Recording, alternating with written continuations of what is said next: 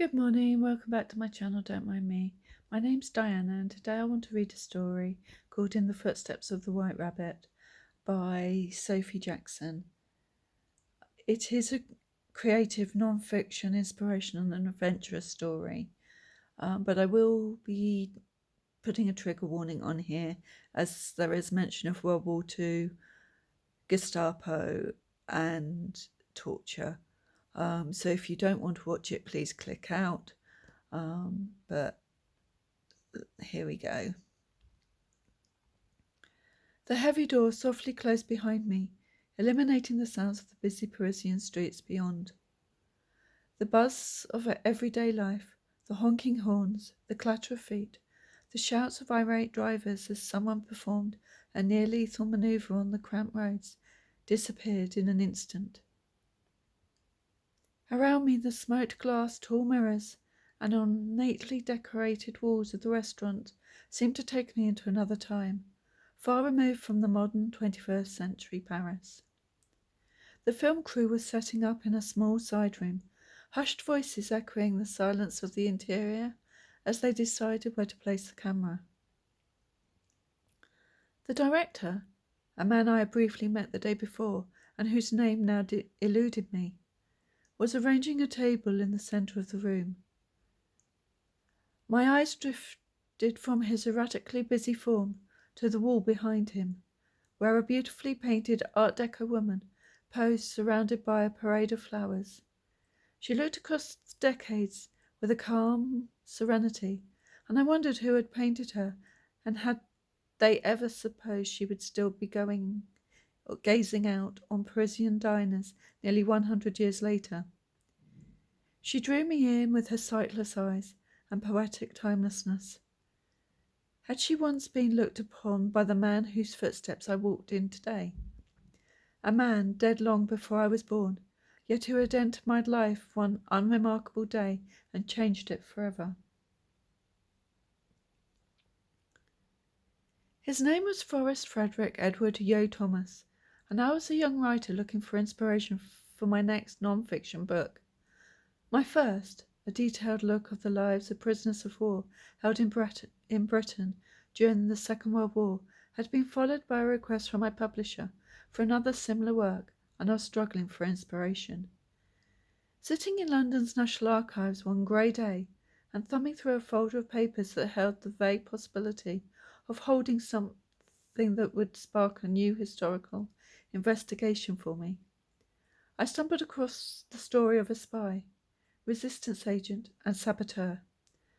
I had read about a lot of secret agents in my research into the realm of wartime espionage, but as I delved into the man who went by the somewhat uninspiring codename of the White Rabbit, I found myself falling into another time, another place, and a deadly game of cat and mouse.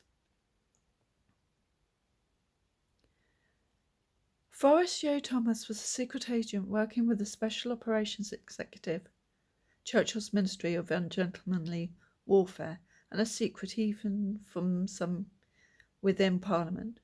Yo Thomas was Anglo-French, making him a perfect choice to send to France to resist the Nazis. He ended up being a valuable coordinator among the fledgling resistance movements, as well as an efficient collector of Nazi intelligence. It was not an exaggeration to say he had been one of the most successful of SOE's operatives.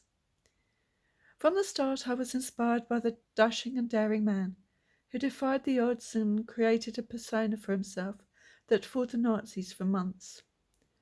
Once even going so far as to strike up a conversation with one of the most feared men in the Gestapo, complaining to him that the German occupation forces in France were failing to keep the trains running on time. Yet, I was not the first to be inspired by Yo Thomas.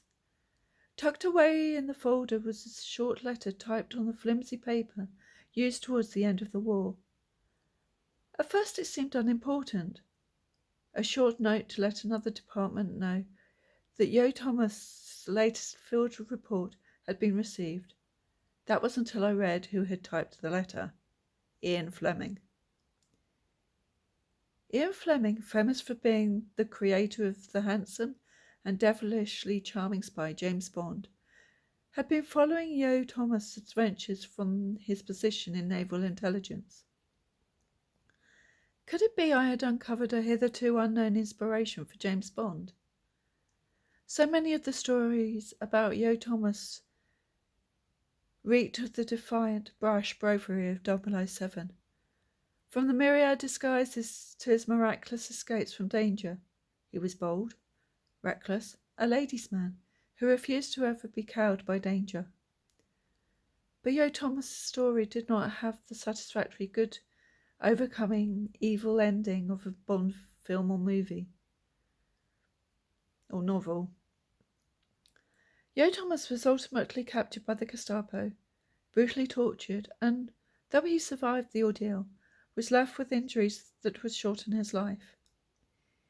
He was a true hero who had risked everything to fight the Nazi regime, and as I read through the documents both about him and written by him in the National Archives, I found myself drawing to this dangerous daredevil who went from being a tailor in civilian life to ruthless killer and secret agent in wartime.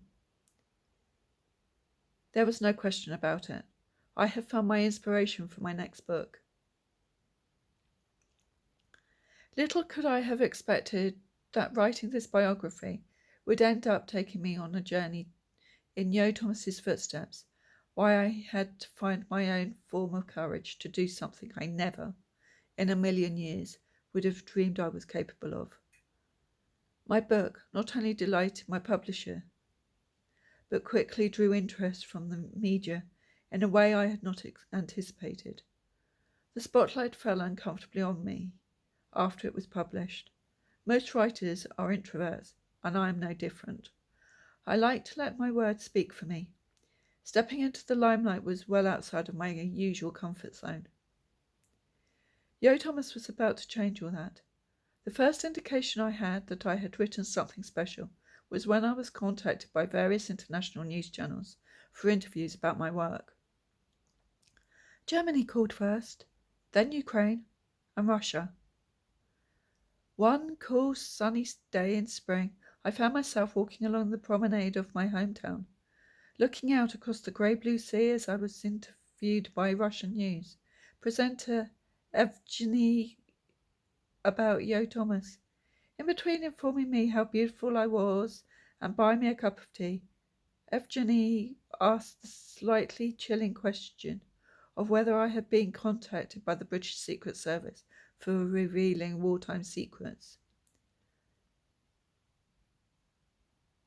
Only later did I discover that Evgeny was the London's correspondent for the Russian military-funded television channel.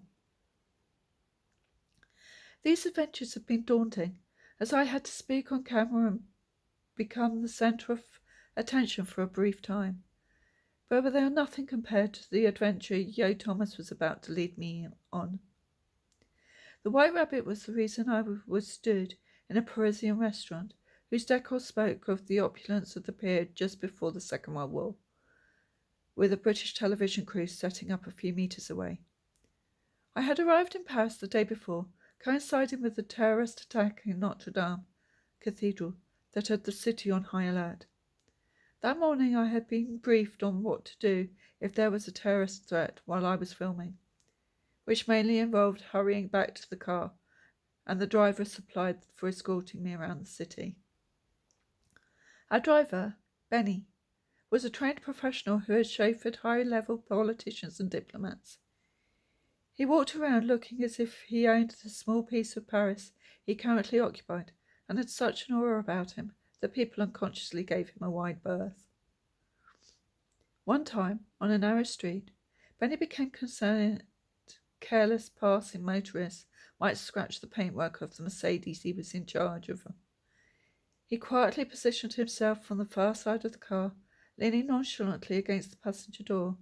His presence alone caused a man on a moped to veer erratically away from the car, as if he feared for his life, if he had a ding in it.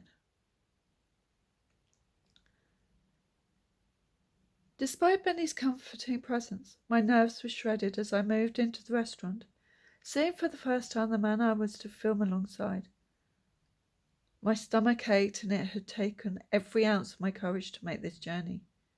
Right until the last moment, I'd been thinking I would have to back out. It was a once-in-a-lifetime opportunity, but I just felt sick to my core, completely out of my depth. Not only had I travelled from the consoling sanctuary of my home in the UK, but I was to be introduced to a man who I had grown up watching on television. Sir David Jason is a British legend and icon, famous for his voice acting and for being the star of the television series Only Fools and Horses and A Touch of Frost. Every Christmas as a child, I could recall watching the Christmas special of the classic comedy Only Fools and Horses, watching Sir David playing the role of the lovable rogue Del Boy. It seemed impossible I was meeting him in person because of my book on Yo Thomas, a surreal experience that I dreaded messing up. I had barely eaten and was a nervous mess as the French sailman politely threaded a microphone through my outfit. Sir David Jason was nearby, watching. He smirked and made a joke about the sailman touching me, causing the poor man to wince and almost panic. Turned out Sir David Jason was an awful lot like the character Del Boy, and though his humour was sometimes a little close to the knuckle, it was also very British, and I immediately liked him. He made me feel at ease as we began our scene together. We sat at a restaurant table, the Art Deco woman on the painted wall looming over us as we began a semi-scripted interview sequence. He was to ask me questions about Yo Thomas. I was to give honest responses, though it quickly became clear this was not like the interviews I had been part of before. There were to be multiple takes, with me repeating information and trying to keep it as lively and spontaneous as the first time. Then there was a short sequence where I had to pretend to nudge a suitcase over to Jason, as if I was secretly giving him information. That was the hardest part of the whole thing, as I was repeatedly asked to nudge the suitcase over, told I was moving my foot too fast, or too slow, to the point I wanted to scream in exasperation. Then, just as suddenly, it was over, and we had completed the first part of the interview. It had whooshed by in moments, though my mind had been largely on my churning stomach and a vague fear I would have to throw up in the middle of filming. Now there was a brief pause as the crew dismantled their equipment, ready to relocate to our next location. I was offered a cup of tea, and just for a moment I could sit still and really think about where I was. What about Yo Thomas make of me sitting in this French restaurant, telling his story and doing so in a manner that felt slightly disrespectful? I had told of him speaking to a dreaded Gestapo agent on a train in a humorous fashion, encouraged by the director, but I had to wonder if the man who had actually gone through that event would have approved. I couldn't help feeling I was stealing his story for my own benefit, twisting it to suit a modern audience and the needs of the television performance. It felt dishonest. It felt as if I was mocking his heroism. Had Yo Thomas ever set foot in this particular restaurant? There was no doubt it must have been the scene of many strange encounters during the war. Its architecture and decor demonstrated it had been a restaurant long before the Nazis invaded and occupied Paris. Had Wehrmacht soldiers entered this place and dined at these tables? Had a Gestapo or SS officer sat beneath that same Art Deco woman and laughed over a bottle of wine? What conversations had she witnessed? What madmen, murderers, and brave resistance had she cast her cold, painted gaze over? For just the shortest time I travelled backwards into that past, into another place and time. It was not a perfect transformation, for I could hardly conjure up the strong emotion, the fear, anguish, and heartache that must have existed in the city during those dark years. Had the owner of this restaurant been pro or anti-Nazi? Had they collaborated, or had they aided the resistance? Or were they like the majority of Parisians, simply keeping their heads down and hoping for the best? I could hear the distant clink of glasses, the quiet chatter and laughter of people eating a meal. Maybe there was music. Maybe the voices that rang out spoke German. Maybe the tables and walls sometimes shuddered with the sounds of distant gunfire or the rumble of a tank. Afterwards, had British and American voices filled this place, the saviour soldiers stepping through the doors to replace stormtroopers and torturers, being greeted warmly as the men who had freed Paris from her Nazi yoke. Yo Thomas had brought me all this way to encounter the past and to develop a deeper, stronger connection to a man who I only knew through old documents and black and white photographs. This was the Paris he had been desperate to save, and for which he had nearly given his life. I could only find myself feeling a deeper sense of respect and awe for him, walking in his footsteps. I could truly appreciate the man he was, the bravery he had shown, and in response, I found myself wondering if I could ever have been so courageous. Me, the writer, who had been afraid to get on a train and travel through the Channel Tunnel to reach this place.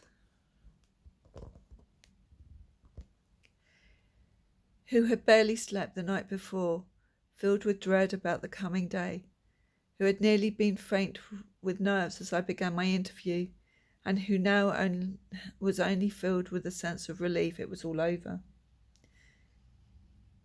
Comparing that to the determination and courage Yo Thomas had shown felt like an exercise in self-abasement. He was far braver than I, far stronger, far more determined.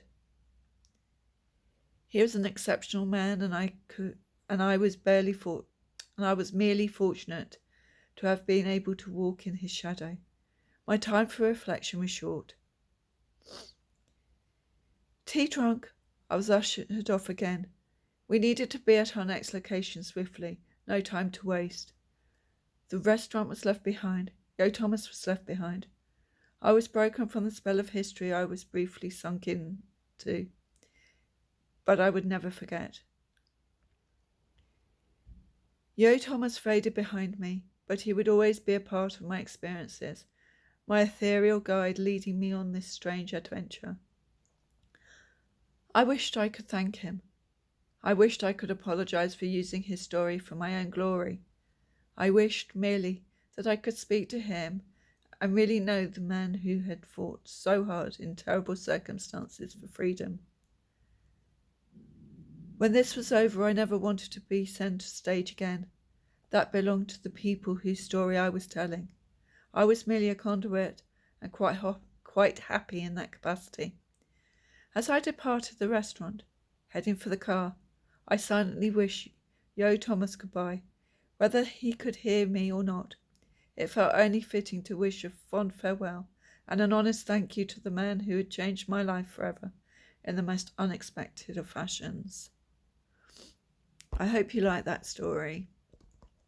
And as it was Remembrance Sunday a week and a half ago, I thought it was also very fitting to remember the soldiers, the spies, all those trying to protect us from what could have been a very, very different world.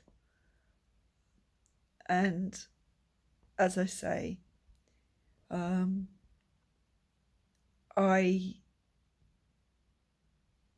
would like to just reiterate that we are here for a reason, and the fact that